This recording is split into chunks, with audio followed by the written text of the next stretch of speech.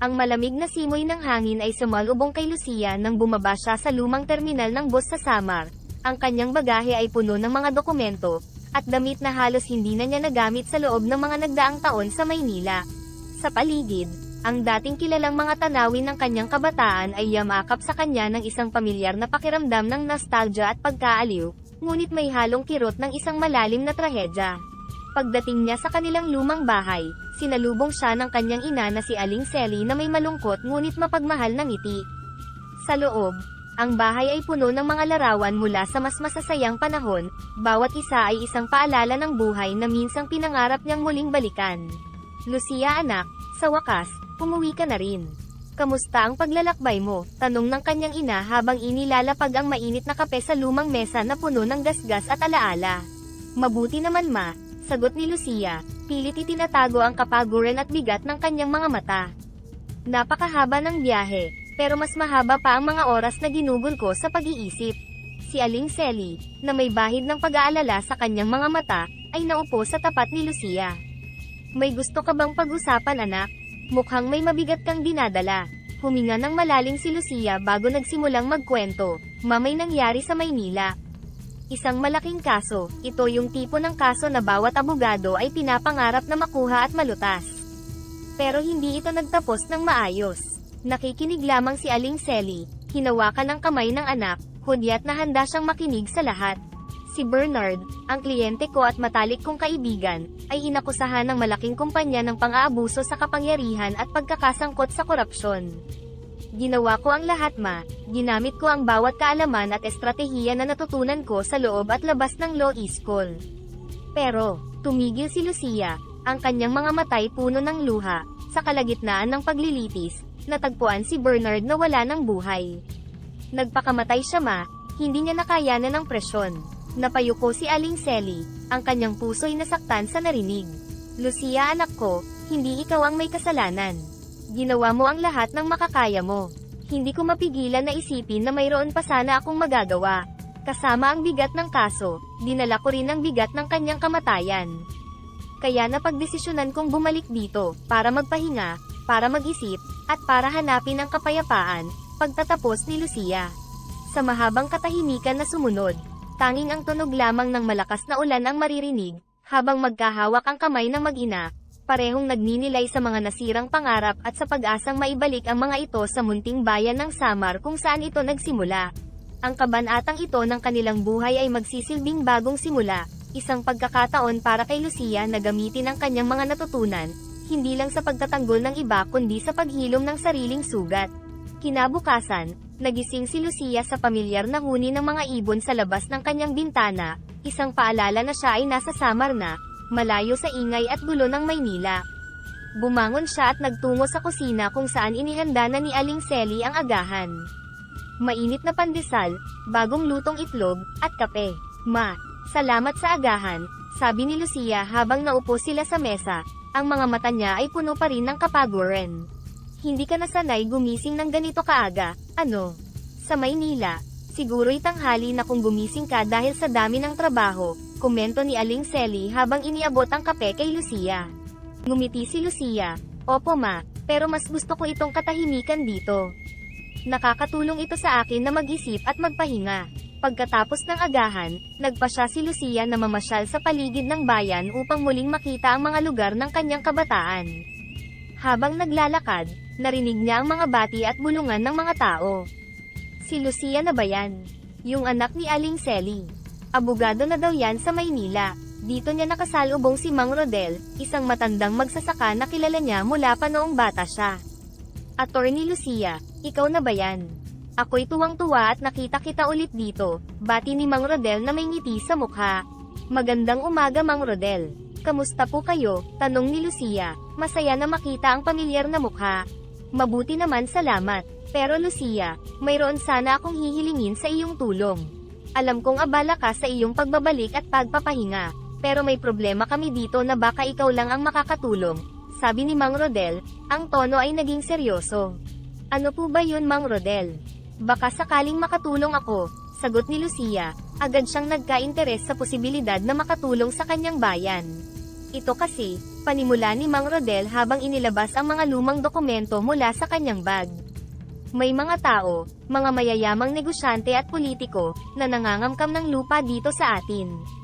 Marami sa amin ang nanganganib na mawalan ng tahanan at kabuhayan. Hindi namin alam ang gagawin at saan lalapit. Habang binabasa ni Lucia ang mga dokumento, naramdaman niya ang bigat ng sitwasyon. Ang simpleng pag-uwi niya para magpahinga ay mukhang magiging isa na namang misyon para ipagtanggol ang naapi. Ngunit, sa kaibuturan ng kanyang puso, alam niyang ito ang dahilan kung bakit siya bumalik. Mang Rodel, titingnan ko po itong mabuti. Hindi ko po kayo pababayaan. Gagawin ko ang lahat ng aking makakaya upang matulungan kayo, matigas na sabi ni Lucia, ang kanyang nooy kumukunot sa pag-aalala. Pinasasalamatan kita, Lucia. Alam kong marami kang pinagdadaanan, pero malaking tulong ito sa amin, sabi ni Mang Rodel. Ang pasasalamat ay halata sa kanyang mga mata. Sa paglubog ng araw, habang naglalakad pabalik sa kanilang bahay, pinag-iisipan ni Lucia ang kanyang susunod na hakbang. Alam niyang hindi ito magiging madali, ngunit may isang bagay sa loob niya, isang diwa ng katarungan at pagmamahal sa kanyang bayan, na nag-uudyok sa kanya na ipaglaban ang tama. Ang Samar, ang kanyang tahanan, ay nangangailangan ng isang tagapagtanggol, at siya, si Lucia, ay handa ng gampanan ang papel na iyon. Isang gabing madilim at tahimik, habang naglalakad si Lucia pauwi mula sa isang mahabang araw ng pag-aaral ng mga kaso at dokumento ng mga magsasaka, naramdaman niya ang bigat ng responsibilidad sa kanyang mga balikat. Ang hangin sa paligid ay tila bumubulong ng mga pangarap at pangamba ng mga tao sa kanyang bayan. Sa kanyang paglalakad, dumaan siya sa isang lumang daan na pamilyar sa kanya. Ang daang ito ay humahantong sa isang sinaunang puno kung saan, ayon sa mga kwento ng matatanda, nakatira ang isang mabait na duwende. Bigla na lamang, narinig niya ang isang mahinang tinig mula sa dilim. Lucia, tawag ng mahiwagang boses, lumapit ka, huwag kang matakot. Nag-aalangan man, sumunod si Lucia sa tinig hanggang sa makita niya ang pinagmulan nito. Aakalain mong isa itong anino sa dilim na unti-unting lumilinaw. Isang maliit na nilalang, na may suot na damit na gawa sa mga dahon at bulaklak, ang tumambad sa kanyang harapan. Ako si Barrio, ang duwende ng punong ito. Matagal na kitang pinagmamasdan, Lucia. Nakita ko ang iyong kabutihan at ang pagnanais mong tulungan ng iyong mga kababayan, sabi ng duwende. Ang boses ay puno ng kabaitan at pag-unawa. Paano mo ako natatandaan, Barrio? Hindi ba ako'y isang estranghero sa lugar na ito pagkatapos ng maraming taon? Tanong ni Lucia. Ang kanyang pagtataka ay halata sa kanyang mukha. Ang mga tulad mo ay hindi nakakalimutan, Lucia. Ang iyong puso at kaluluwa ay konektado sa lupaing ito. At dahil sa iyong kabutihan, nais kong bigyan ka ng regalo na magpapalakas sa iyong loob at magpapatalas ng iyong isipan, paliwanag ni Barrio habang inilalabas ang isang maliit na bato at isang kwintas. Itinaas ni Barrio ang bato ng katapangan at ang kwintas ng karunungan. Ang bato na ito ay magbibigay sa iyo ng tapang sa mga oras ng pagsubok, at ang kwintas ay magbibigay sa iyo ng karunungan upang makita mo ang tamang landas. Nangangatalang kamay na tinanggap ni Lucia ang mga regalo. Salamat, Barrio. Gagamitin ko ang mga ito para sa kabutihan, para sa hustisya ng aking bayan. Mag-ingat ka, Lucia. Gamitin mo ang mga regalo na ito upang protektahan hindi lamang ang iyong sarili kundi pati na rin ang iyong bayan, babala ni Barrio bago unti-unting nawala sa dilim. Nag-iisa na muli sa daan, naramdaman ni Lucia ang isang bagong lakas. Ang bigat sa kanyang dibdib ay bahagyang nabawasan, at isang bagong pag-asa ang kumislap sa kanyang mga mata. Sa kanyang pag-uwi, pinag-isipan niya ang mga susunod na hakbang, at ngayon ay may bago siyang armas laban sa kawalan ng katarungan. Habang lumalakad siya sa ilalim ng mga bituin, napagtanto ni Lucia na ang kanyang paglalakbay para sa katarungan ay hindi lamang para sa kanyang sarili o sa kanyang mga kababayan, kundi isang paglalakbay na magbabago sa kanyang buong pagkatao. Ang gabi ay tila naging mas tahimik, at ang bawat hakbang niya ay puno ng determinasyon at pag-asa. Matapos ang hindi inaasahang pagkikita kay Barrio, nagbalik si Lucia sa kanilang bahay na may dala-dalang bagong sigla at lakas ng loob. Gamit ang regalo na natanggap, ang bato ng katapangan at kwintas ng karunungan, nagsimula siyang masusing pag-aralan ang kaso ng mga magsasaka laban sa mga abusadong mayayaman at makapangyarihang politiko. Sa kanyang lumang silid na puno ng mga alaala ng kabataan, binuklat ni Lucia ang bawat dokumento, binasa ang bawat pahina, at minarkahan ang mahahalagang detalye na maaaring magamit sa korte. Ang kwintas na suot niya ay nagbibigay sa kanya ng karagdagang kaliwanagan sa isip, tumutulong upang makita niya ang mga koneksyon at posibleng butas sa mga argumento ng kalaban. Isang hapon, habang abala si Lucia sa pag-aaral ng mga dokumento, dumating si Mang Tomas, isa sa mga matatandang magsasaka na direktang apektado ng kaso. Attorney Lucia, pasensya na po sa istorbo. Gusto ko lang po sana ibahagi ang ilang detalye na baka makatulong sa kaso, mahinahong sabi ni Mang Tomas, habang dahan-daang umupo sa silyang inialok ni Lucia. Siyempre naman Mang Tomas, ano po ba ang maipapahayag ninyo? Tanong ni Lucia, buo ang kanyang atensyon sa pakikinig. Alam niyo po, ilang dekada na kaming naninirahan at nagtatanim sa lupang iyon. Ang lupang iyon ay ipinamana pa sa amin ng aming mga ninuno. May mga lumang dokumento po kami, pati na rin mga saksi na makakapagpatunay na sa amin talaga ang lupa. Paglalahad ni Mang Tomas, ang kanyang mga mata ay puno ng pag-aalala at pag-asa. Mayroon po ba kayong kopya ng mga dokumentong ito? At posible po ba na may patawag natin ang mga saksing ito para magbigay ng testimonya? Tanong ni Lucia, agad na nakakita ng pag-asa sa impormasyong ito. Opo Attorney Lucia, nasa akin pa ang mga dokumento at pwede ko pong tawagan yung mga saksi. Ibibigay ko sa inyo ang mga dokumento sa lalong madaling panahon, tugon ni Mang Tomas, ang kanyang mukha ay bahagyang sumigla. Matapos ang pag-uusap nila, lalo pang nag-igting ang determinasyon ni Lucia. Ang bawat detalye at impormasyon na ibinahagi ni Mang Tomas ay tila mga piraso ng puzzle na unti-unting bumubuo sa depensa ng kanilang kaso. Gamit ang regalo ng duwende, nagawa niyang mas lalo pang palalimin ang kanyang pag-unawa sa legal na aspeto ng laban na kanilang kinakaharap. Sa mga sumunod na araw, patuloy na nakipagkita si Lucia sa iba pang mga magsasaka, pinakinggan ang kanilang mga kwento at kinolekta ang lahat ng ebidensyang maaaring makatulong. Ang bawat pag-uusap ay nagdagdag ng laman sa kanilang kaso at nagbigay ng mas malalim na konteksto sa laban na kanilang kinakaharap. Sa bawat gabi, bago matulog, hindi maalis ni Lucia sa isip ang pasasalamat sa munting duwende na si Barrio. Ang mga regalo na ibinigay nito ay hindi lamang mga bagay kundi simbolo ng pag-asa at lakas. Sa tulong ng mga ito, nararamdaman niyang hindi siya nag-iisa sa laban, nakasama niya hindi lamang ang kanyang mga kababayan kundi pati na rin ang mahiwagang lakas na handang tumulong sa oras ng pangangailangan. Ilang linggo ang lumipas, at sa wakas, dumating ang araw ng pagdinig. Maaga pa lamang, puno na ang bulwagan ng korte sa Samar, na kung saan ang mga magsasaka at kanilang mga pamilya ay nagsama-sama, umaasa sa isang positibong resulta. Suot ni Lucia ang kwintas ng karunungan at daladala ang bato ng katapangan sa kanyang bulsa, lumakad siya papasok sa korte na may bagong lakas at determinasyon. Sa kabilang panig ng bulwagan, ang mga abogado ng mga mayayamang negosyante at mga makapangyarihang politiko ay mukhang tiwala at handa rin sa laban na magaganap. Ang kanilang mga mukha ay nagpapakita ng kapangyarihan at impluwensyang kinatatakutan ng marami sa Samar. Bago magsimula ang pagdinig, lumapit si Mang Rodel kay Lucia, hawak ang kanyang mga nanginginig na kamay. Attorney Lucia, maraming salamat sa pagtindig mo para sa amin. Alam naming malaki ang isinusugal mo rito. Tumingin si Lucia kay Mang Rodel at ngumiti ng may pagtitiwala. Mang Rodel, ito ang tamang gawin. Hindi ako papayag na mawalan kayo ng hustisya. Nang magsimula ang pagdinig, unang tumayo ang abogado ng mga negosyante, si Attorney Reyes. Ang kaso na ito ay simpleng usapin lamang ng mga taong ayaw umalis sa mga lupang hindi naman talaga sa kanila. Ang mga kliyente ko ay mayroong mga legal na dokumento na nagpapatunay ng kanilang pagmamay-ari sa mga lupaing ito, sabay turo sa isang stack ng mga papel na nasa harapan niya. Nang oras na ni Lucia upang magsalita, tumayo siya, hinawakan ang kwintas sa kanyang leeg, at naramdaman niya ang bigat ng responsibilidad ngunit may kasamang kumpiyansa. Kagalang-galang na hukom, ang tinutukoy na mga dokumento ng kabilang panig ay peke at puno ng mga legal na kamalian.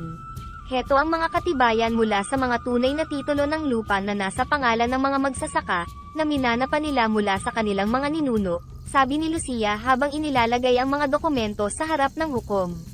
Habang nagpapalitan ng argumento ang dalawang panig, makikita ang tensyon sa mukha ng bawat isa sa bulwagan. Ang mga magsasaka, karamihan ay matatanda at pagod na sa laban, ay nakikinig ng may halong pag-asa at takot. Sa mga oras ng rebuttal, naramdaman ni Lucia ang bigat ng kwintas sa kanyang leeg at ang init ng bato sa kanyang bulsa, mga paalala ng suporta at kapangyarihan na higit pa sa kanyang sarili.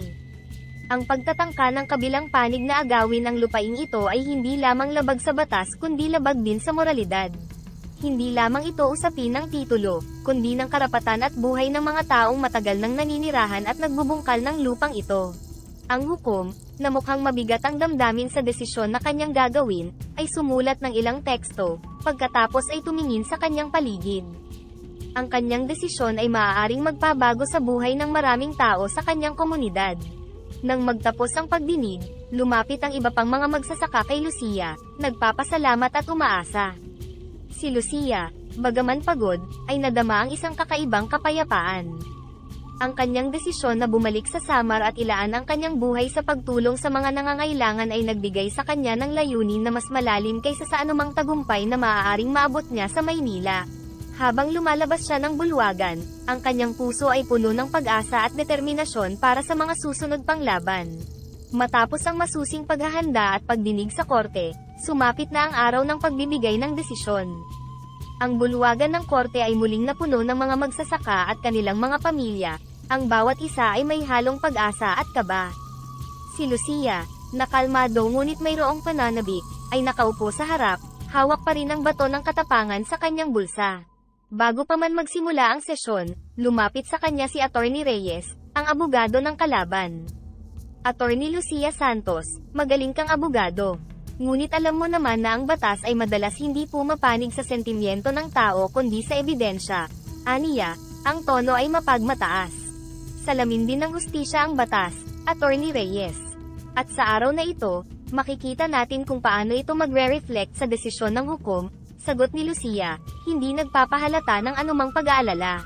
Habang nagsisimula na ang hukom sa pagbasa ng desisyon, naramdaman ni Lucia ang bigat ng kwintas sa kanyang leeg at ang init ng bato sa kanyang bulsa, parehong nagbibigay sa kanya ng karagdagang lakas. Nagsalita ang hukom sa malinaw at matibay na tono. Pagkatapos suriin ang lahat ng ebidensya at pakinggan ang mga argumento mula sa magkabilang panig, nakita ng korte na may sapat na batayan upang igawad ang karapatan sa lupa sa mga magsasaka ng Samar. Ang mga dokumentong iprinisinta ng depensa ay malinaw na nagpapatunay sa kanilang lehitimong karapatan sa mga lupaing ito. Sa pagkarinig ng desisyon, ang bulwagan ay napuno ng bulong ng pasasalamat at luha ng kaligayahan mula sa mga magsasaka. Si Mang Tomas, na ngayon ay nakangiti ng buong giliw, ay lumapit kay Lucia kasama ang iba pang magsasaka. Attorney Lucia, hindi ko alam kung paano ka namin pasasalamatan. Ang ginawa mo para sa amin ay hindi matutumbasan ng anuman. Maraming salamat sa hindi mo pagsuko sa amin, sabi ni Mang Tomas, ang boses ay nanginginig sa damdamin. Karangalan ko po na maglingkod para sa inyo Mang Tomas. Ang tagumpay na ito ay hindi lang po para sa akin, kundi para sa ating lahat, para sa ating komunidad, tugon ni Lucia.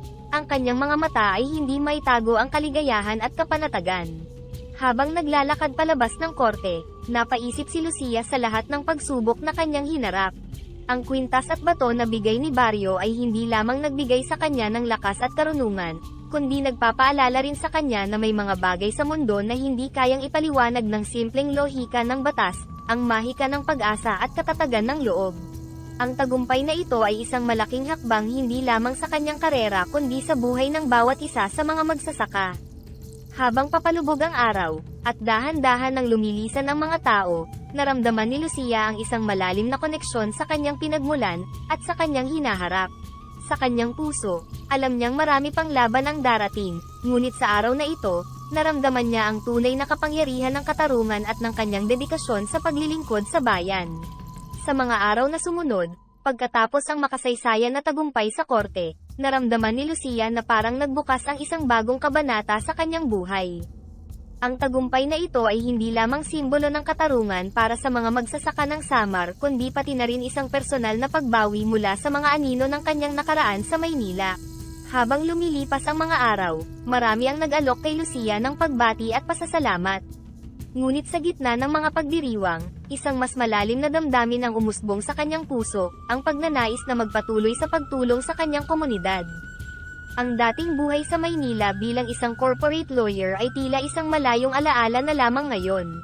Isang umaga, Habang naglalakad siya sa tabi ng mga bukirin na minsan ay pinaglaban niya, isang plano ang unti-unting nabuo sa kanyang isipan. Bakit hindi ko ituloy ang laban na ito sa mas malawak na saklaw, bulong niya sa kanyang sarili. Ang mga tanawin ng masaganang lupa at masisiglang magsasaka ay nagbibigay inspirasyon sa kanya. Nagpa siya si Lucia na magtatag ng isang legal na tanggapan sa Samar, ang unang hakbang sa pagbuo ng isang organisasyon na magtataguyod ng karapatan ng mga magsasaka at mahihirap. Ang kanyang tanggapan ay magiging isang santuaryo para sa mga nangangailangan ng tulong legal, isang lugar kung saan ang hustisya ay hindi lamang isang pangarap kundi isang posibilidad. Sa tulong ni Mang Tomas at iba pang lider ng komunidad, nakahanap siya ng angkop na lugar para sa tanggapan. Sa bawat paghahanda, ang suporta ng komunidad ay walang humpay, at ang kanilang pagtitiwala at pananampalataya sa kanya ay nagbigay ng karagdagang lakas upang ituloy ang kanyang misyon. Attorney Lucia, hindi mo lang kami nabigyan ng lupa, kundi ng pag-asa rin. Handa kaming tumulong sa abot ng aming makakaya, sabi ni Mang Tomas sa isa sa kanilang mga pagpupulong. Ang pagtanggap at suporta ng komunidad ay tila nagpapalakas sa bawat hakbang na kanyang ginagawa. Habang inaayos ang opisina, isinulat ni Lucia ang misyon ng organisasyon. Naisip niya, ito ang magiging legacy ko, hindi lamang bilang isang abogado kundi bilang isang tagapagtaguyod ng bayan. Sa araw ng pagbubukas ng tanggapan, dumagsa ang mga tao upang ipakita ang kanilang suporta. Ang simpleng opisina ay naging simbolo ng bagong pag-asa para sa marami. Sa paglubog ng araw, habang tinitingnan ni Lucia ang mga mukha ng mga taong kanyang natulungan, napagtanto niya na ang tunay na tagumpay ay nasa pagbabago ng buhay ng mga tao sa paligid niya. Sa malalim na paghinga, naramdaman niya ang tunay na kapayapaan at kasiyahan sa kanyang puso. Sa gitna ng bagong simula, si Lucia ay nakatagpo ng isang bagong dahilan upang ipagpatuloy ang kanyang paglalakbay sa batas, hindi lamang bilang isang profesional kundi bilang isang panghabang buhay na tagapaglingkod sa kanyang minamahal na Samar. Ang bawat araw ay nagdudulot ng bagong hamon, ngunit sa tulong ng mga regalo ng duwende, handa siyang harapin ang anumang pagsubok na darating sa kanyang landas.